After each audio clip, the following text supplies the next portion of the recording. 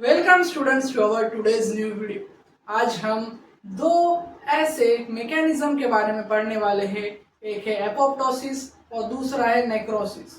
दोनों बहुत ही confusing mechanism है और ये ऐसे मैकेनिज्म है जिसके अंदर सेल डेथ होती है और बहुत से लोग इन दोनों में कंफ्यूज होते हैं क्योंकि नेक्रोसिस एक अनकंट्रोल्ड सेल डेथ मैकेनिज्म है और अपोप्टोसिस में कई सारे पाथवे इन्वॉल्व होते हैं, एक कैस्केड ऑफ रिएक्शन होती है, कई सारे कैस्पेज मॉलिक्यूल इन्वॉल्व होते हैं और इस वजह से दोनों में बहुत से लोग कंफ्यूज होते हैं। तो आज हम इन दोनों टॉपिक्स को इजीली कंपैरिजन की मदद से समझने वाले हैं। तो स्टूडेंट्स देर न करते हुए स्टार्ट करते हैं एपोप्टोसिस वर्सेस नेक्रोसिस का वीडियो। तो सबसे पहले हम नेक्रोसिस के बारे में समझेंगे। नेक्रोसिस एक ऐसा मैकेनिज्म है जो अनकंट्रोल्ड डेथ का मैकेनिज्म है जिसके अंदर कोई सेल के डैमेज की वजह से, एक्जिमा की वजह से या टॉक्सिन्स की वजह से, बैक्टीरियल इन्फेक्शन की वजह से सेल डैमेज हो जाता है। और इसके अंदर फर्स्ट डायग्राम में एक नॉर्मल सेल है, दोनों में हमने नॉर्मल सेल बनाया है क्योंकि हमें पता होना चाहिए। फिर इंजुरी या स्ट्रेस होने की वजह से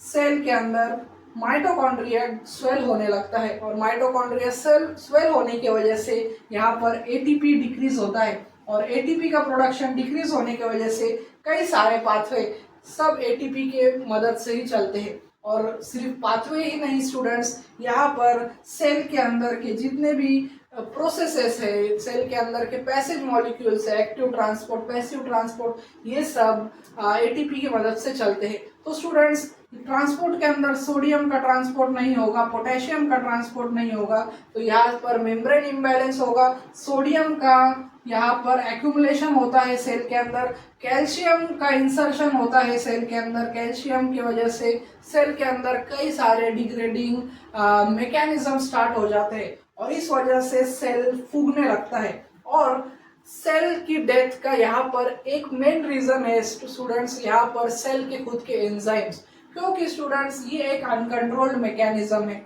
ये मेनली ट्रॉमा की वजह से होता है, स्ट्रेस की वजह से होता है और ऑक्सीजन की कमी की वजह से होता है और सबसे ज्यादा एटीपी की कमी की वजह से होता है। तो यहाँ पर सेल स्वेल करने लगता है, माइटोकॉन्ड्रिया स्वेल होता है डैमेज की वजह से। तो स्टूडेंट्स यहाँ पर कुछ एंजाइम्स इन्वॉल्व होते हैं जैसे कि फॉस्फोलाइपेज, प्रोटीएज, न्यूक्लियस। तो स्टूडेंट्स ये सब क्या करते हैं, ये एंजाइम फॉस्फोलाइपेज, फॉस्फोलिपिड जो सेल वॉल है हमारे सेल की बॉडी की, उसे डिग्रेड करता है। प्रोटीएज प्रोटीनिक साइटोस्केलेटन को डिग्रेड करता है और न्यूक्लियस मटेरियल जो जेनेटिक मटेरियल है हमारे सेल के अंदर उसे डिग्रेड करता है और इस वजह से टिश्यू डैमेज होता है, सेल पूरी तरह से बिखरने लगता है और रप्चर हो जाता है। और इसका मेन आउटपुट क्या होता है नेक्रोसिस का? नेक्रोसिस मेनली कोई भी बॉडी पार्ट पर हो सकता है, किडनी पर, लिवर पर, हमारे टिश्यूज पर, स्किन पर भी नेक्रोसिस होता है।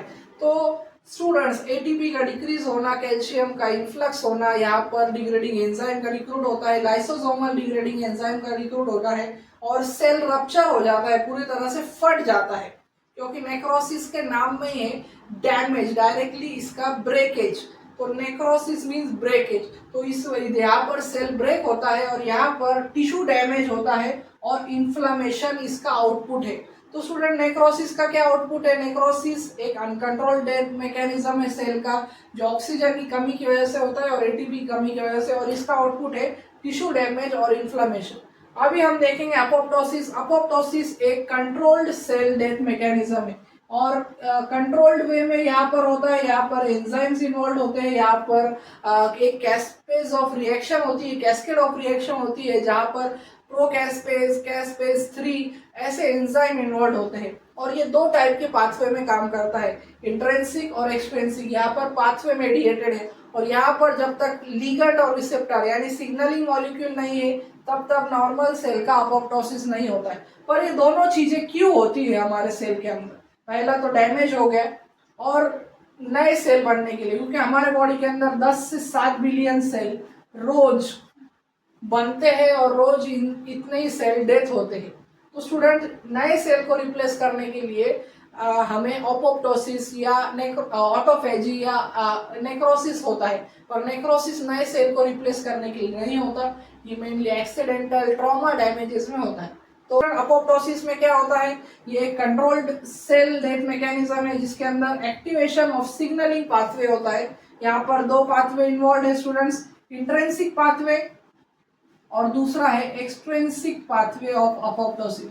हमने ये दोनों पाथवे पर एक डिटेल वीडियो हमारे चैनल पर डाला हुआ है, अगर आपको वो देखना है तो आप जाकर देख सकते हैं, और मैंने डिस्क्रिप्शन में भी इसकी लिंक डाल दी है। तो स्टूडेंट्स, एपोप्टोसिस के अंदर सिग्नलिंग पाथवे होता है, इंट्रिंसिक एक्सट्रिंसिक। यहाँ पर अलग अलग मॉलिक्यूल इन्वॉल्व होते हैं, अलग अलग सिग्नलिंग मॉलिक्यूल होते हैं जो सेल की सरफेस पर जाकर बाइंड होते हैं और फिर सेल को रिकॉग्नाइज कर स्पेसिफिक सेल का ही डेथ कराते हैं, उसी सेल की आप ब्रेकेज कराते हैं। पर यहाँ पर नेक्रोसिस के अंदर रैंडमली जितने सेल डैमेज हुए उतने एरिया का नेक्रोसिस होता है, सेल डेथ होती है।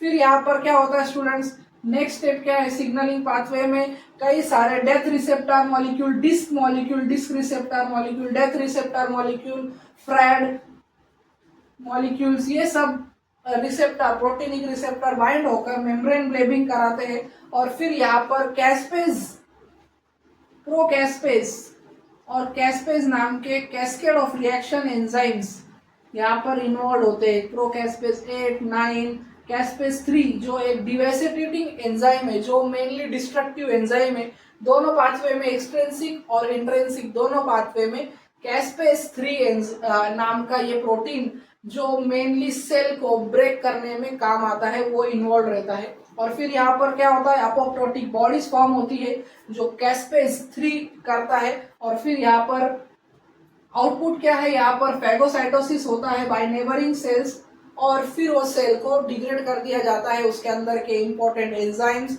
इंपॉर्टेंट प्रोटीन वो एक्सट्रैक्ट कर लिए जाते हैं और फिर दूसरे मैकेनिज्म में यूज होते हैं। तो ये था अपोप्टोसिस और नेक्रोसिस के बारे में। अभी हम इसे कंपेयर करेंगे। दोनों में नॉर्मल सेल होता है स्टार्टिंग में, यहाँ पर इंजुरी स्ट्रेस की वजह से ट्रिगर होता है, नेक्रोसिस ट्रॉमा की वजह से, एटीपी की कमी की वजह से। पर अपोप्टोसिस सिग्नलिंग मॉलिक्यूल जब तक बाइंड नहीं होगा, रिसेप्टर और लिगैंड की बाइंडिंग नहीं होगी सरफेस पर, तब तक अपोप्टोसिस नहीं ट्रिगर होगा। यहाँ पर कभी भी ट्रिगर हो सकता है नेक्रोसिस के अंदर, नेक्रोसिस कभी भी हैपन हो सकता है, वो एरिया में नेक्रोसिस स्टार्ट हो सकता है। फिर यहाँ पर सेल की स्वेलिंग होती है, और अपोप्टोसिस में सेल की स्वेलिंग नहीं होती, सेल की ब्लेबिंग होती है, क्योंकि कैस्पेज एंजाइम बाइंड हो चुके हैं, caspase proteins, cascade of reaction start हो सकती है। और फिर यहाँ पर मेम्ब्रेन रप्चर होती है, मेम्ब्रेन डायरेक्टली ब्रेक होती है। अपोप्टोसिस के अंदर अपोप्टोटिक बॉडीज फॉर्म होती है और उसका फैगोसाइटोसिस होता है। यहाँ पर एंड में आउटपुट क्या है नेक्रोसिस का, टिश्यू डैमेज, इन्फ्लामेशन होता है। पर अपोप्टोसिस के अंदर कुछ नहीं, नॉर्मली वो सेल का फैगोसाइटोसिस होता है और उस सेल के बाय प्रोडक्ट बना दिए जाते हैं। तो स्टूडेंट्स, ये था अपोप्टोसिस और नेक्रोसिस के बारे में, जो बहुत ही यूनिक दो मैकेनिज्म होते हैं हमारे बॉडी में। एक होता है injury, damage, cell damage, stress की वजह से, और दूसरा होता है सेल्यूलर सिग्नलिंग की वजह से। तो स्टूडेंट्स, दोनों अपनी जगह पे बहुत ही अलग रोल प्ले करते हैं, और ये दोनों की मदद से हमारे बॉडी के अंदर कई सारे डैमेज सेल को रप्चर किया जाता है और उन्हें फिर से उनके रेसिडुअल बाय प्रोडक्ट्स को यूज किया जाता है। और अपोप्टोसिस हमारे बॉडी में होता रहता है, और नेक्रोसिस सिर्फ cellular damage, accidental condition, trauma की वजह से, बैक्टीरियल इन्फेक्शन की वजह से, एक्जिमिया की वजह से होता है। और अपोप्टोसिस नॉर्मली हमारे बॉडी के अंदर इंट्रिंसिक और एक्सट्रिंसिक ये दोनों पाथवे प्ले होते रहते हैं। तो स्टूडेंट्स, ये था वीडियो अपोप्टोसिस और नेक्रोसिस के बारे में। तो स्टूडेंट्स, मुझे उम्मीद है कि आपका कंसेप्ट अपोप्टोसिस और नेक्रोसिस दोनों के बारे में क्लियर हो चुका हो। और ऐसी वीडियोस के लिए मेरे चैनल को लाइक करें, शेयर करें और सब्सक्राइब करना ना भूलें। Thank you for watching.